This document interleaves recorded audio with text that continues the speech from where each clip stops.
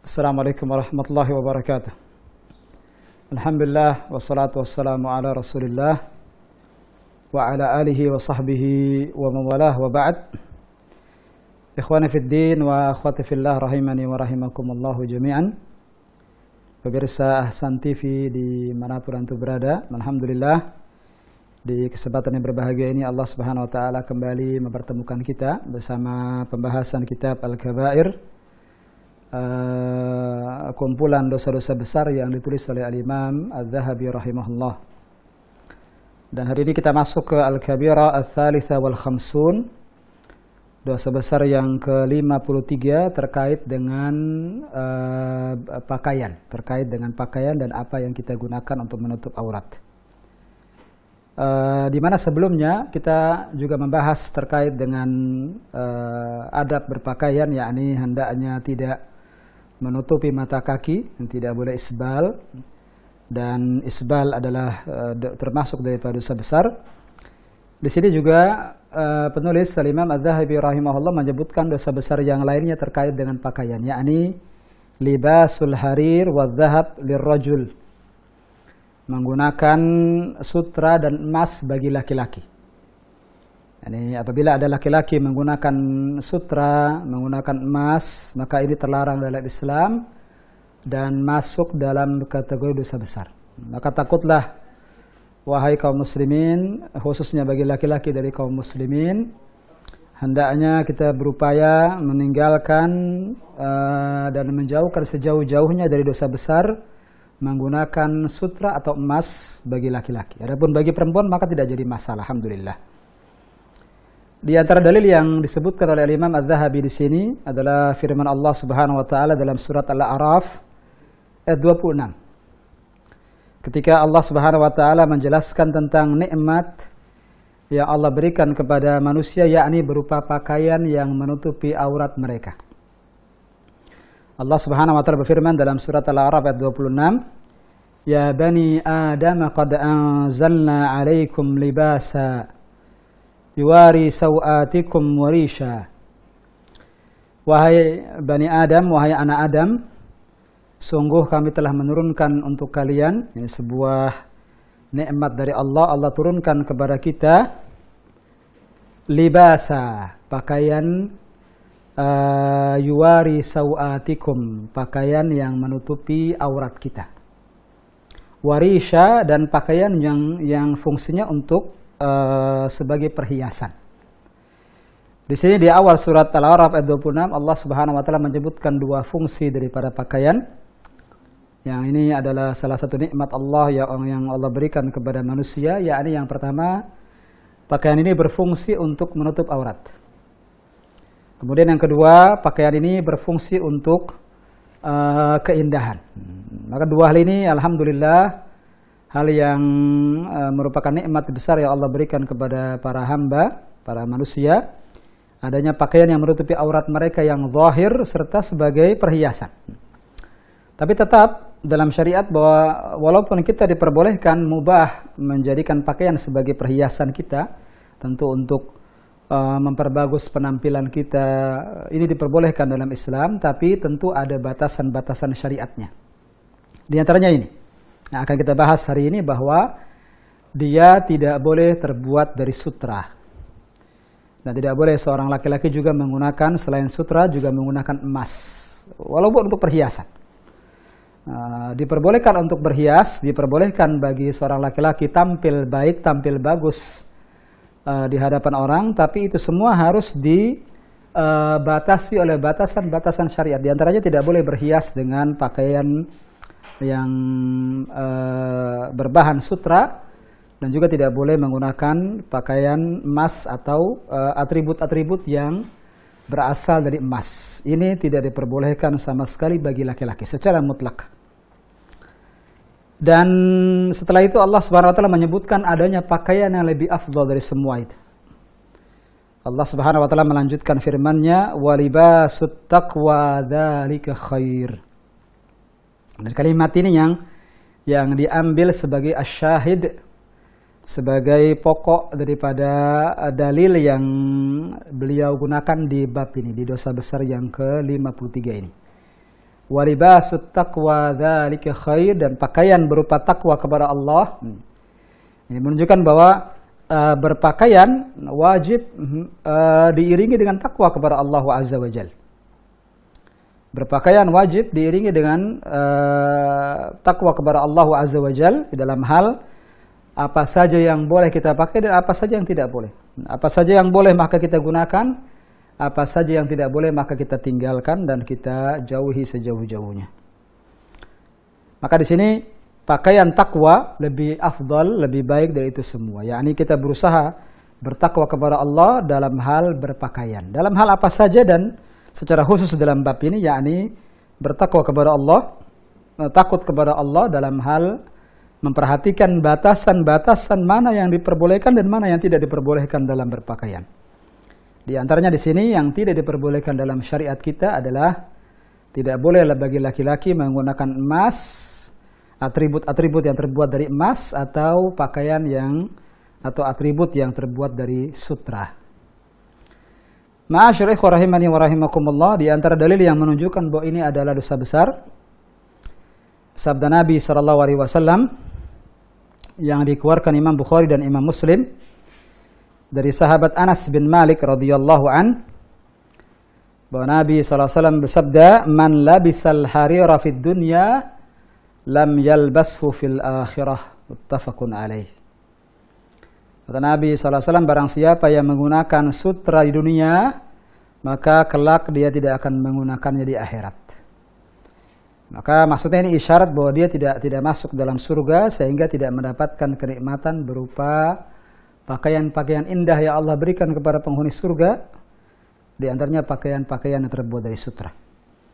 Nah, dia telah mempergunakannya di dunia, telah melanggar aturan syariat dalam hal ini di dunia, maka dia tidak akan mendapatkannya kelak di akhirat. Jadi isyarat bahwa yang menggunakan pakaian dari sutra diancam oleh Allah Tabaraka wa Ta'ala tidak masuk surga dan tidak akan menggunakan pakaian sutra di surga kelak. Wa iyadzubillah. Maka wajib bagi setiap muslim, apakah dia orang biasa, hatta lebih-lebih dai, lebih-lebih ustadz, lebih-lebih ulama, kiai, tidak pantas dia mencontohkan kepada orang-orang yang memandangnya sebagai seorang dai, seorang ustadz, seorang ulama, seorang kiai, dia melanggar hal ini. Dan ini banyak kita lihat di masyarakat, adanya orang-orang yang meremehkan ini. Nanti akan kita baca, kalaupun ada sutra, ada alasan yang menjadikan dia boleh, ada alasannya, kalaupun ingin menggunakan sutra, adanya alasan yang dibenarkan. Kedua, seberapa banyak sutra yang digunakan, ada aturannya dalam syariat, alhamdulillah. Kemudian dalil yang berikutnya, dalil yang ketiga yang disebutkan penulis, masih dalam hadis-hadis Nabi SAW yang sahih, juga apa yang dikeluarkan Imam Bukhari secara khusus. Dan ini disebutkan dari hadis Umar bin Al-Khattab radhiyallahu an, dan juga hadis ini alhamdulillah juga diriwayatkan Imam Muslim. Bukan hanya Al-Bukhari saja yang meriwayatkan, sebagaimana penisbatan Al-Imam Adz-Dzahabi di hadis ini, juga ternyata dikeluarkan Imam Muslim juga. Dan kedua hadis ini, kedua perawi ini mengambilnya dari sahabat Umar bin Al-Khattab radhiyallahu an. Kata Nabi SAW, "Innama yalbasul harira fid dunya man la khalaqa lahu fil akhirah." Sesungguhnya orang-orang yang menggunakan pakaian sutra di dunia, mereka itu tidak akan mendapatkan apapun bagian kelak pada surga di akhirat kelak. Tidak mendapatkan apa-apa kelak di akhirat. Jadi tidak mendapatkan surga, wa iyadzubillah.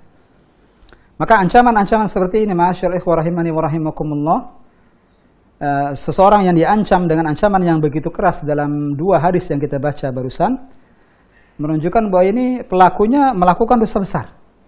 Sebagaimana yang pernah kita bahas sebelumnya di definisi dosa besar, yakni dosa yang diancam oleh Allah dengan murka, dengan azab, baik di dunia maupun di akhirat. Dan di sini diancam la khalaqa lahu fil akhirah. Tidak ada bagian surga baginya kelak di akhirat. Wa iyadzubillah. Lebih-lebih kalau dia menghalalkannya. Wa iyadzubillah, kalau ada orang muslim menghalalkan padahal dia tahu, sudah diberitahu, sudah disampaikan kepadanya dalil-dalil ini lalu tetap mengatakan bahwa ini tidak jadi masalah, ketahuilah bisa jadi dia murtad. Wa iyadzubillah. Berhati-hatilah dengan meremehkan sutra ini. Nah, berhati-hatilah meremehkan syariat Allah tabaraka wa taala. Seseorang manakala meremehkan syariat Allah, dikhawatirkan nanti wa iyadzubillah menyebabkan dia masuk ke dalam jurang kekafiran.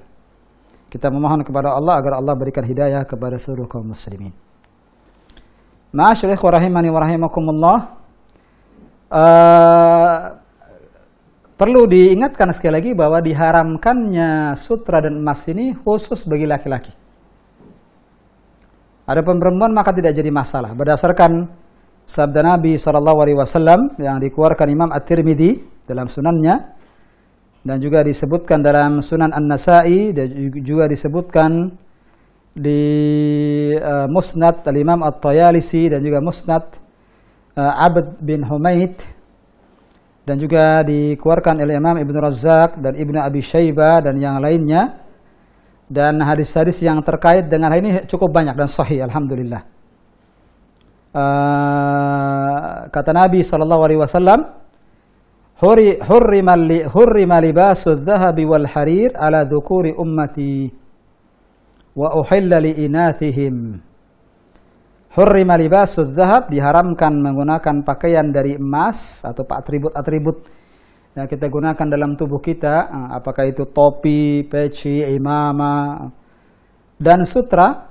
Sekali lagi, entah itu pakaian, entah itu jam tangan, entah itu cincin, entah itu penutup kepala, jika terbuat dari emas atau terbuat dari sutra, maka ia diharamkan. Ala dzukuri ummati, atas laki-laki dari umat Nabi SAW. Wa uhilla li inathihim, dan dihalalkan bagi wanita-wanita dari kaum muslimin. Alhamdulillah.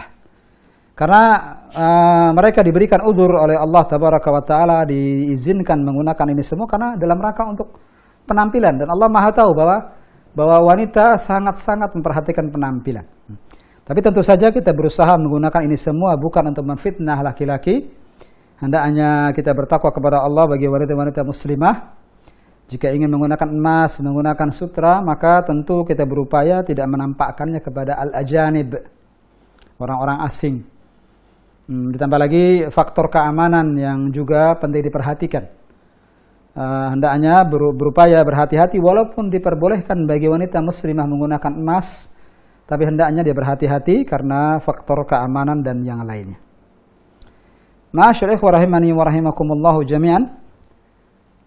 Kemudian yang terakhir yang bisa kita baca di kesempatan yang berbahagia ini, sebuah hadis dari Hudzaifah bin Al-Yaman radhiyallahu an, dan hadisnya dikeluarkan Imam Bukhari dan juga dikeluarkan Imam Muslim, alhamdulillah, dari sahabat Hudzaifah radhiyallahu an. Kata beliau, nahana an-nabiyyu sallallahu alaihi wasallam an nashraba fi aniyati adh-dhahabi wal fiddah wa an na'kula fiha wa an labsil hariri wad dibaj wa an najlisa alaih. Kata Hudzaifah radhiyallahu an, Nabi sallallahu alaihi wasallam melarang kami, yang pertama an nashraba fi aniyati adh-dhahabi wal fiddah, untuk minum dari bejana yang terbuat dari emas atau perak. Ya, tidak boleh seorang muslim dia punya perabot yang dia gunakan untuk minum, untuk makan dari emas atau perak. Wa an na'kula fiha, dan tidak boleh makan di situ. Jadi minum, makan tidak boleh menggunakan bejana dari emas atau perak.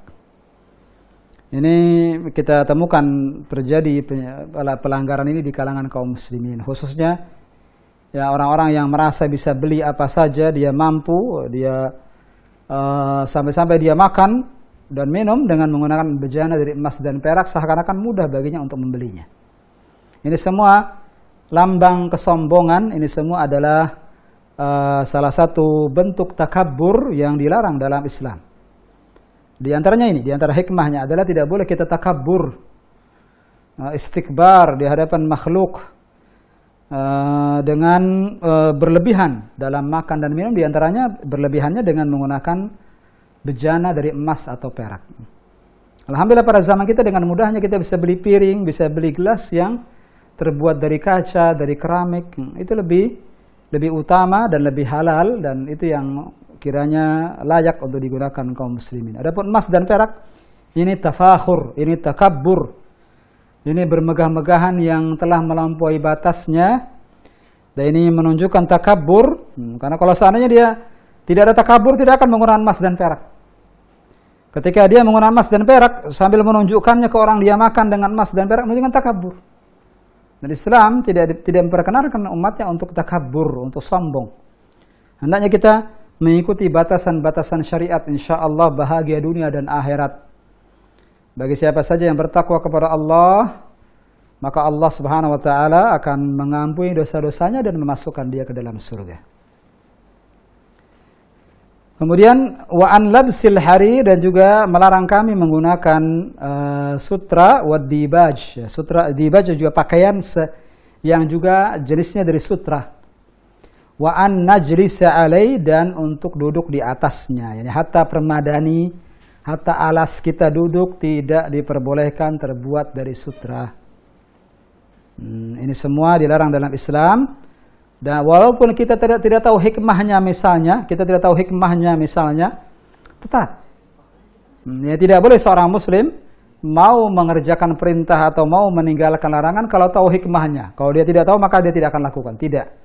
Mengetahui hikmah ini ya memang mendorong kita untuk lebih bersemangat melaksanakan perintah, menjauhi larangan. Tapi bukan satu syarat agar kita melaksanakan perintah atau meninggalkan larangan.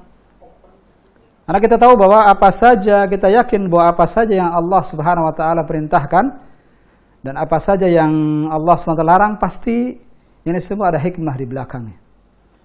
Tidaklah diperintahkan kecuali ada maslahat yang pasti ada di dalam perintah itu, maka diperintahkan untuk dilaksanakan. Dan tidaklah sesuatu dilarang dalam Islam kecuali pasti ada mudaratnya. Dan kita yakin ada mudaratnya. Walaupun kita bisa jadi sekarang ilmu kita tidak sampai ke tingkat itu untuk mengetahui semua hikmah dan semua maslahat dan semua mudarat. Maka lakukanlah perintah Allah, jauhilah larangan Allah walaupun kita tidak tahu apa hikmahnya.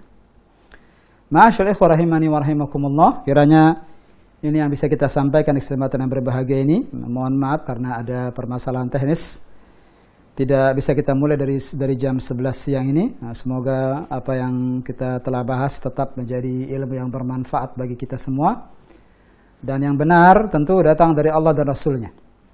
Yang salah datang dari saya dan dari syaitan. Maka yang pertama saya mohon ampun kepada Allah atas segala kesalahan. Yang kedua saya menarik semua perkataan saya yang salah. Dan apabila ada perkataan yang tidak berkenan di hati kaum muslimin, mohon dibukakan pintu maaf yang selebar-lebarnya. Demikian, wa sallallahu nabiyana Muhammadin wa ala alihi wa sahbihi wa sallam. Wa akhiru da'wana alhamdulillahi rabbil alamin. Subhanakallahumma bihamdik, asyhadu an la ilaha illa anta astaghfiruka wa atubu ilaik. Assalamualaikum warahmatullahi wabarakatuh.